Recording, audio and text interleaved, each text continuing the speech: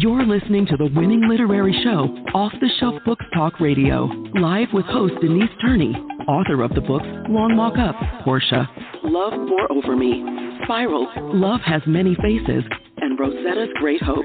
Turn up your dial and get ready for a blast of feature author interviews, 411 on book festivals, writing conferences, and so much more. Ready? Let's go. People begin to become successful the minute they decide to be, and that quote is from Harvey Mackay. People begin to become successful the minute they decide to be. I want to welcome you to our Saturday. We're waiting for our guests to join. We're going to go ahead and get started. Hopefully our guest is everything okay with them, because things do come up in life and have to be flexible. I learned that doing off-the-shelf books. I learned that doing a podcast and traveling and meeting different book lovers and book buyers at different festivals and different events, whether it was the weather or something that would come up, learning that you have to be flexible. But I want to welcome you to our Saturday. You guys, can you believe this is the last Saturday? And this is the last Saturday in July. This is it, you guys. And I'm hearing people say this more and more and more, too. This is the last. We're coming down what? We're more than halfway through with the year. So we are more than halfway through with the year, our last Saturday in July, and I hope your life is going the way you want it to. There's still time to shift, to pivot. We get in such habits. Our lives just become a routine. If you look back at your life, it's like every Monday the same thing, every Tuesday the same thing. Got to throw some shifts, some change in there so that you can start to get some different outcomes. So I encourage you to examine your life and look at places where you would like to make changes. As we wait for our guests to join us this morning, I often ask you guys, how good of a mystery sleuth are you? Do you love mystery? If you do, there are two books I want to introduce to you, actually three. One is Love Pour Over Me, and there is a very complicated father-son relationship. There is a love relationship that stands the test of time and beyond that. Love Pour Over Me. Yeah, I would be shocked if you read that book and it's something and it didn't shift in you. And then Escaping Toward Freedom, and it deals with human trafficking, and it's set in the beautiful mountains in Georgia. And if you've ever been to those quaint, beautiful mountains, there's something happened with a woman. She's out of the Navy. She's professionally trained, and it's something that she witnesses, that she sees while she's there in a cabin. She's now working on a novel. She's a writer after she's come out of the military, and she's trying to write another bestseller. And something starts to happen, and that is escaping toward freedom. She goes there for one reason, and she's not there 2-3 days before things start to happen. And her life, talk about pivot, shift, changes, and she has other people's lives in her hands, and that's not why she went there for. But that's a mystery. If you love mystery, Escaping Toward Freedom, and something with a lot of real-life events happening all over the world that are captured in Escaping Toward Freedom. And then there's Spiral. That's a murder mystery set in the 1940s in Memphis, Tennessee, Shelby County. This mystery is something like what you would see if you watch a crime fiction story. I mean, something that really startles you. In the 1940s, again, coming out of World War II, Spiral. You can get Spiral, Escaping Toward Freedom, Love Pour Over Me, ebook, paperback, and I think all three are available in hardback as well. If you don't see it on the store shelves, just tell the clerk you want to get a copy of Spiral, Escaping Toward Freedom, or Love Pour Over Me by Denise Turney, and they can order a copy for you, because all three of those books are carried by the largest book distributors in the world. You can also read free excerpts at my website, www.chistel.com. Again, that's chistel.com. I would love for you to hop over at chistel.com even now even now, and learn more about Spiral, Escaping Toward Freedom, Love Pour Over Me, and there are other books there as well. While we wait for our guest, and if our guest doesn't arrive, I will end the show early. I'm still going to stream it on the different channels that it comes on. That so many people have been tuning in to Off the Shelf for 18 years. I just keep it going. And I'm going to read today from Long Walk Up. So, and I dedicated this to my son, Gregory, and for all those who have gathered courage and who are even now walking up. And this is a work of fiction, but there are some events in here that are similar to, again, real-life events. So I'm going to start with Chapter 1, and I'm going to skip around. However long the night, the dawn will break. What a beautiful, beautiful saying. That's an African proverb. However long the night, remember that when you're in tough times, the dawn will break. Chapter 1, Section 1, Chapter 1. Malaria, its feverish demands unrelenting, its grip firm, took more people from Gowati, Africa, than starvation. The disease settled into the region like maggots gone into dirt and indiscriminately attacked toddlers, adults, newborns, and elderly with nausea. Diarrhea, painful swelling of the joints, and inability to digest the scant food that remained on the wind-swept terrain.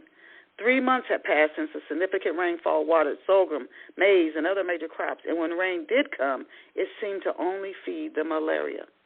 The last of the healthy livestock, the noise of their pounding hooves going like log drums over the plain, the beat of their collective heart rushing toward escape, deserted the area weeks ago. Animals that hadn't moved were gaunt and fevered. Their bodies lay against the earth. Meat from the dehydrated limbs lingered as a gift to be consumed by the men, women, and children after the meat was purged with fire. Flames from the fire jumped and swayed the way the woman did during Mesco, Ethiopia's 2-day festival that had been celebrated for more than 1,600 years. Mesco was a day that was filled with exploding colors, music, laughter, mouth-watering foods, and yellow daisies bunched together and burned in commemoration of the discovery of the crucifix, the cross upon which Jesus was crucified. A discovery whose root remained inscribed in the book of Tefut. In the plain, spittle and polluted river water with feces and urine floating across its top frequently served as replacement for mother's milk. Too malnourished to produce food for her newborn, it was all many a mother had to offer her child. Mothers whose breasts produced milk were given alpha status. Babies took turns at their full, swagging breasts that were reminiscent of a large coconut being passed around at a noonday meal. Alpha mothers were given first choice to sit beneath the drab shade of the acacia trees. They were first to walk, their feeble knees struggling to carry their scrawny frame into the muddy water. They were first to drink from and bathe their children in the same polluted water, its flow ebbing toward the Gahan and southern Nile. No one knew that mosquito larvae, which became the insect that injected them with malaria, with a single bite incubated in the river. Community members stooped in the cool water and hid their shoulders beneath the surface. From the scorching sun, the fiery red star that stood amid more than 100 billion other stars as the largest object in the galaxy, a star that seemed to point its rays directly at Gowati, sending temperatures soaring beyond 120 degrees. Days later, malaria swept through the region as if carried on the end of a broom. It took with it mothers, fathers, siblings, friends, and the ability to see a way out of the death hole that spanned 30 miles. So that's the beginning. I'm going to skip around a little bit. Let's see. Mulliken, I'm on page 13. Mulliken wasn't like her mother, a woman who had been inconsolable for several days after her husband's death. The day her husband died, Mulliken's mother refused comfort. 3 weeks later, 2 of Mulliken's brothers were mauled by hungry male lions. It was then Bikila instructed the people to gather their belongings and prepare to move. Grass was being eaten up by the sun. It hadn't rained in 3 weeks. And I'm going to skip. Bikila is he's a tough leader. He's tough. I'm going to go skip some more. The following morning, 2 days after her mother's burial, a strong wind that blew against and tumbled tree leaves brought Mulligan courage. It woke her with a shrill whistling. No one else stirred. Mulligan was light on her feet while she hurried across the plain, her gaze fixed on the hill. Sound of impeding rain covered her footsteps. She knew the community would awaken soon.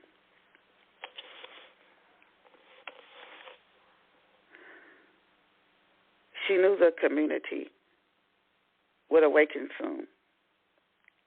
Morning wrestling them away from the serenity of sleep. Cooler temperatures and the hint of rain would decorate their faces with smiles. They might not look for her straight away. She almost sang while she ran down the hill. Oh, little Mulligan.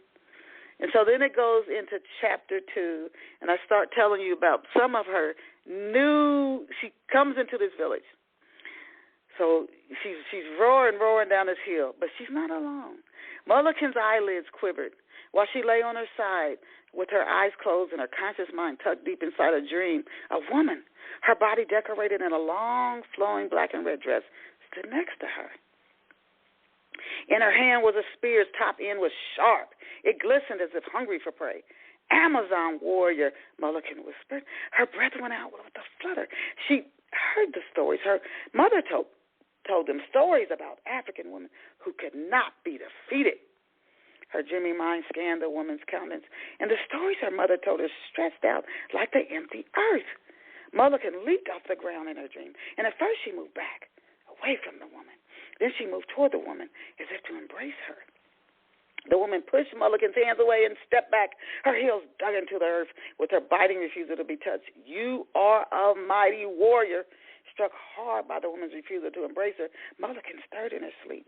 In her dream, she lowered her head and stared at the ground. When she looked up, the woman was gone. Half an hour passed before Mulligan woke. When she did, she squatted and urinated the way she always did when she woke. Her bladder empty and memory of the sleep-induced vision of the woman gone into the wind. Mulligan started walking.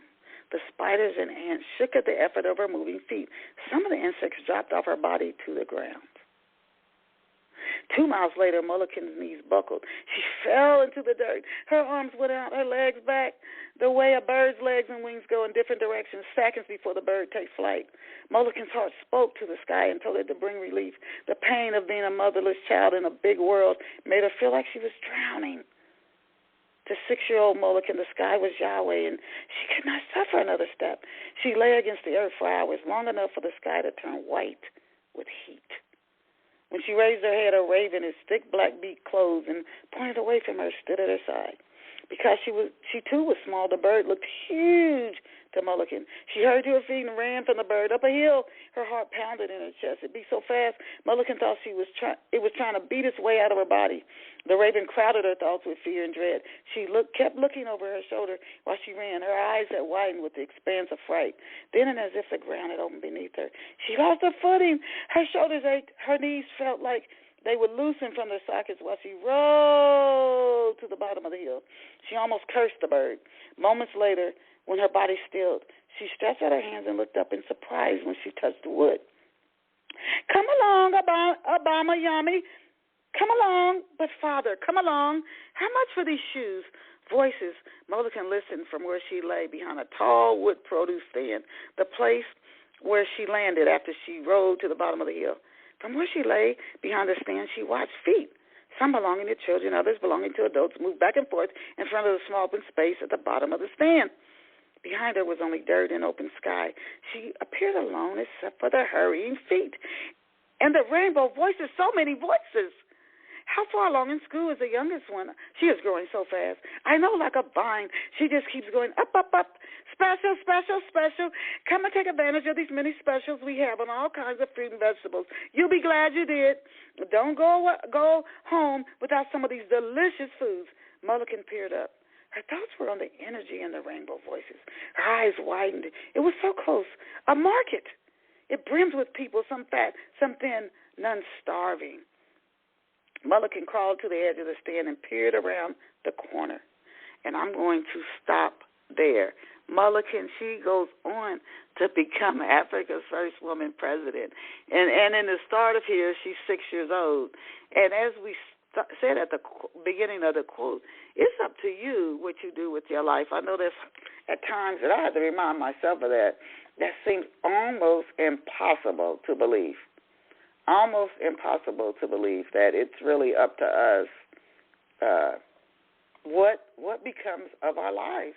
And we get these surprise shifts, these surprise turns that come out in our lives. And like Mulligan rolling down the hill, she made a decision to leave the only village she had ever known after her mother passed. And off she goes, but she's not alone. Someone is with her in the spirit realm. She has help. She is not alone, and she does make it. That's another book you can find. It's not a mystery. You can find at my website, Chistell.com, CHISTELL.com. Of course, there are Barnes & Noble, Amazon, independent bookstores, just so many places you can find the books in ebook, paperback, and in hardback. And since our guest has joined us, and we are almost 20 minutes into the show, I did a reading from Long Walk Up, and I am going to close our show early. We have listeners who tune in from all over the world, so you will get a treat of a live book reading from me of Long Walk Up, and I hope you enjoy it. Long Walk Up is less than $2 in ebook. You won't even spend $2 on it in ebook. So, you spend less than $2 in ebook on Long Walk Up. I don't know what else you could get for $2. A lot of stuff, but not a whole lot of books. So I encourage you to get a copy of Long Walk Up. If you love mysteries, again, there's Love Pour Over Me, Escaping Toward Freedom, and Spiral. Please visit me online just because I want to know you're there at Chistell, CHISTELL.com. And I'll see you back here next Saturday at 11 a.m. Eastern Standard Time. Bye for now.